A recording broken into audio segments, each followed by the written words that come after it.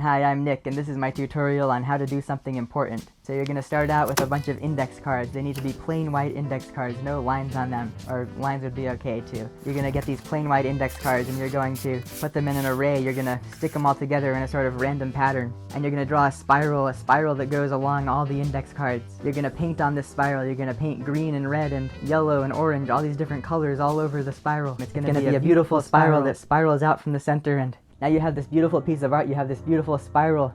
You're going to destroy your piece of art, you're going to break it apart, you're going to take apart the index cards very carefully, remove all the tape from the index cards, remove the pieces of tape one by one. Now you've turned this one piece of art into like 20 different pieces of art. You have all these individual index cards that are all these beautiful works of art. Now that you have 20 beautiful works of art, you're going to do a dance.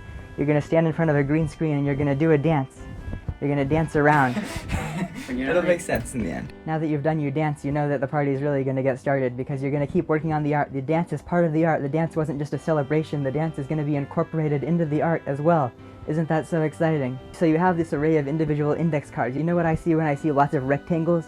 I think of frames of a video. I think of individual video frames, and that's what we're going to do. We're going to turn this into an animation. You're going to take this dance and you're going to put it into your video editing program. You're going to boost all the contrast. You're going to make all the features really easy to distinguish from one another when there's something obscuring the features, because there will be something obscuring the features in a minute. You're going to take the index cards and you're going to put them on top of the computer screen, and you're going to trace it onto the index cards. You're going to need it to be really dark. You'll have to either do it at night or you'll have to like put a cloth over your head or something so that you'll be able to see the computer screen through the index card. And if you can see the computer screen through the index card, that means you can trace over it and you can trace the dance onto the index card, just like that. Once you have all the pencil trace, once you have all the pencil drawings of the dance, you can fill that in. You can get a bright orange colored pencil. You'll want a pencil that can draw on top of the other colors. It's a really nice, sharp, bold colored pencil. This will make the person dancing really pop out in front of the background. And for every frame you'll draw it, you'll trace over it with pencil, and then you'll fill it in with orange. Now once you have all these frames, you can put them together. You can use it like a flip book. You can flip through it. You can flip through the animation and see all the individual frames. And you can see it as one cohesive thing, as a movement, a moving work, a moving dance. The dance will loop. You had to make sure that the dance looped, by the way. I didn't say that earlier, but if you're going to do this, make sure that the dance is one that can repeat, because then it can repeat as a looping animation forever, for all of eternity. Now that you have your flipbook, that's a cool form of animation. A flipbook's a really pretty cool animation. But what if we also scan it in and make it into a digital animation? We're going to take each frame, we're going to put it on the scanner, we're going to scan in each frame. We're going to put it all together into an animation, and now we can just repeat it over and over forever, as long as we want. This animation is one of the finished results. This is one of the goals of our project. But now that we have this animation, there's more we can do.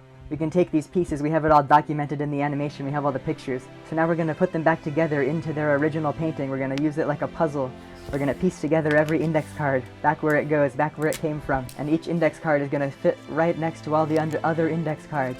And it'll be a beautiful reunion. But now there's more than just the spiral. There's all these people sticking out from all the different corners of the index cards. It's like an uninhabited city suddenly has a population, bringing life to the city. When all the index cards are so tightly squished together, we can't really see the people too well. We're going to untape them, we're going to tape them apart, and we're going to spread them out. We're going to give them space between each other so that you can see the people better.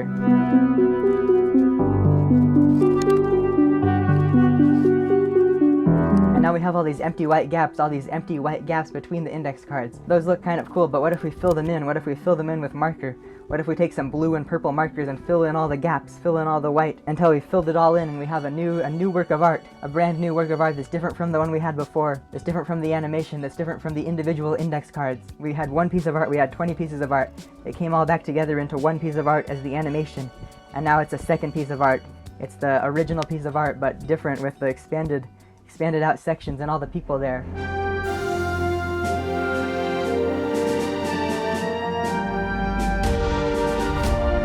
Now that we have that, now we have the piece of art done. We have it all taped together, and we have our animation, and there it is. We have it. We have the animation. Thanks for watching, everybody. Make sure to come back next week for the next project.